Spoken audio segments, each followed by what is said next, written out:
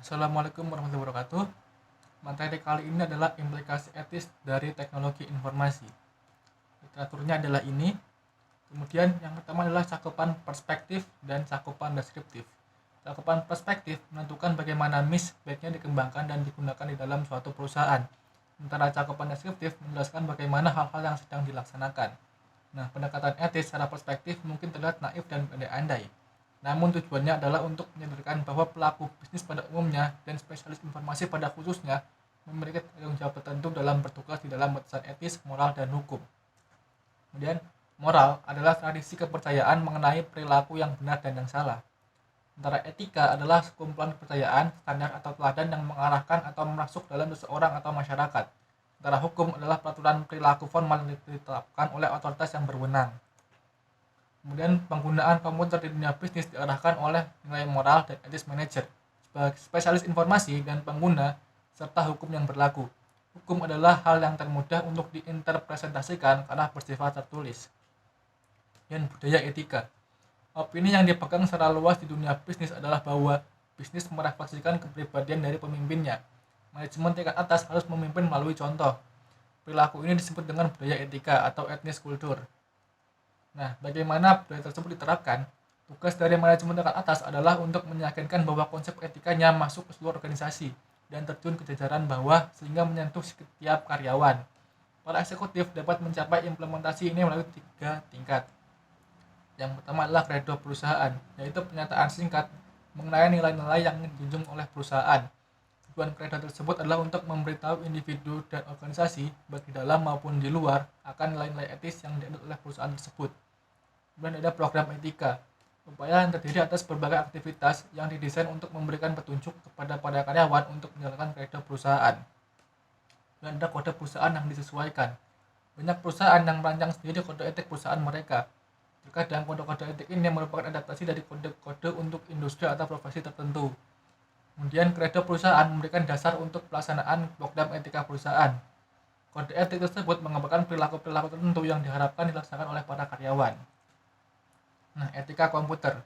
Etika komputer ini terdiri atas 2 aktivitas utama, yaitu menyadari dampak pengguna komputer terhadap masyarakat dan merumuskan kebijakan yang menjaga agar teknologi tersebut digunakan di seluruh perusahaan secara etis.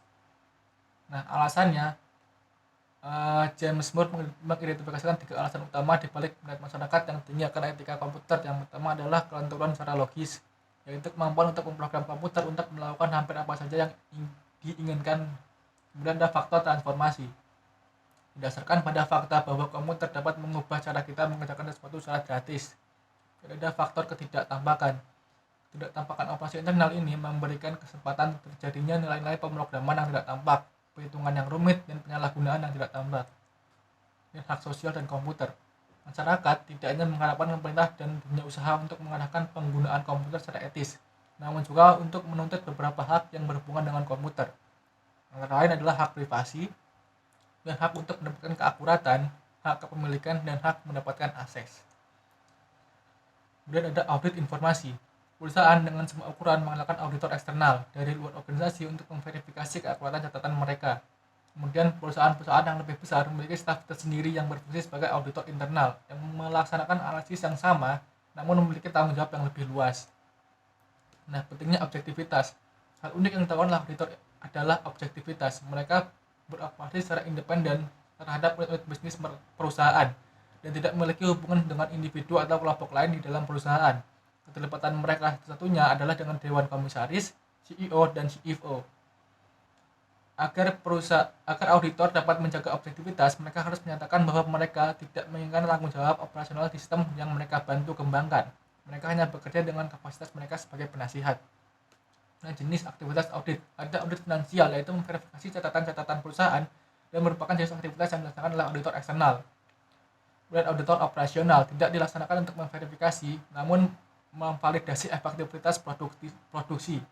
Kemudian ada audit berkelanjutan, sama dengan audit operasional, tetapi audit berkelanjutan berlangsung secara terus-menerus. Penerapan etika dalam teknologi informasi.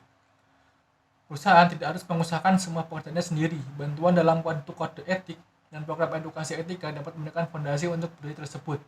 Program edukasi dapat membantu penyusun kredo perusahaan dan meletakkan program etika pada tempatnya. Kode etik dapat digunakan seperti apa adanya atau disesuaikan dengan perusahaan tersebut. Nah, ACM atau Association for Computing Machinery yang didirikan pada tahun 1947 adalah sebuah organisasi komputer profesional tertua di dunia. Bentuk kode ACM yang ada pada saat ini diadopsi pada tahun 1992 dan berisikan keharusan yang merupakan pernyataan tanggung jawab pribadi. Kode ini dibagi menjadi 4 bagian, yaitu keharusan moral umum, tanggung jawab profesional yang lebih umum, keharusan pemimpinan organisasi, dan kepatuhan terhadap kode. Kode etik dan praktik profesional Rekayasa Peranti Lunak. Kode ini mencatat pengaruh penting yang dapat diterapkan para ahli peranti lunak pada sistem yang terdiri ekspektasi di 8 hal penting, yaitu masyarakat, klien dan atasan, produk, penilaian, manajemen, profesi, kolega, dan diri sendiri. Etika dan CEO.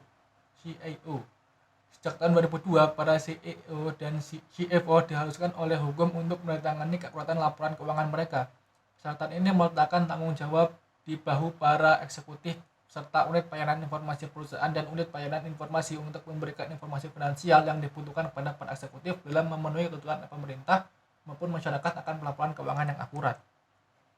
Nah, CIO dapat memenuhi ekspektasi pelaporan keuangan dengan cara mengikuti program yang mencakup hal seperti berikut. Yang pertama adalah mencapai tingkat pemahaman yang lebih baik, dan mempelajari sistem informasi, mendidik eksekutif perusahaan, mengintegrasikan ke dalam sistem informasi alarm, secara efektif berpartisipasi dalam memberikan informasi keuangan, dan mengendalikan dengan ketat keuangan yang dihabiskan oleh sumber daya informasi. Dan ada pengaruh Sarbanes-Oxley. Tujuan dari Sarbanes-Oxley yang dikenal sebagai SOX adalah untuk melindungi para investor dengan cara membuat para eksekutif perusahaan bertanggung jawab secara pribadi atas informasi keuangan yang diberikan ke lingkungan perusahaan, khususnya pemegang saham dan komunitas keuangan. SOX atau SOX terdiri dari 10 pasal utama. 2 di antaranya secara langsung mempengaruhi unit pelayanan informasi keuangan perusahaan. Yang pertama adalah CEO dan CFO harus menandatangani laporan keuangan. Kemudian dan yang kedua adalah perusahaan-perusahaan disyaratkan untuk memiliki audit internal. Nah, SOX 4. Ketetapan SOX yang memberikan dampak besar pada TI adalah pada bagian 404 yang membahas tentang penilaian manajemen mengenai penilaian keuangan. Bagian ini mensyaratkan bahwa harus terdapat suatu bentuk penilaian internal terhadap pelaporan keuangan. Kemudian ada SOX 9. Ketetapan SOX lain yang mempengaruhi pelayanan informasi adalah pada bagian 409 yang membahas mengenai pengungkapan secara real time. Ini berarti bahwa perusahaan tersebut harus mampu melakukan perubahan secara langsung. Untuk melakukan ini, sistem informasi harus memiliki fitur input online dan sistem output harus mampu untuk melaporkan perubahan dalam kondisi keuangan perusahaan. Ketetapan lain dari 409 menyebutkan bahwa perusahaan disyaratkan untuk menyimpan kertas layanan tinjauan audit selama 5 tahun, termasuk catatan elektronik. Ada SOX dan COBIT. Ada bab 9, COBIT disebut organisasi industri yang dapat memberikan standar keamanan untuk sumber daya informasi perusahaan. Organisasi yang sama dapat memberikan bantuan kepada perusahaan untuk menangani tanggung jawab SOX. Kemudian perusahaan dan CEO yang menerapkan MIS bagaimana yang digambarkan seharusnya tidak menghadapi kesulitan untuk memenuhi persyaratan SOX. Dengan kata lain, SOX mengharapkan eksekutif, sistem keuangan, dan TI untuk bekerja sebagaimana mereka seharusnya bekerja. Dan ya, materinya cukup sampai sini. Terima kasih dan sampai jumpa minggu depan. Assalamualaikum warahmatullahi wabarakatuh.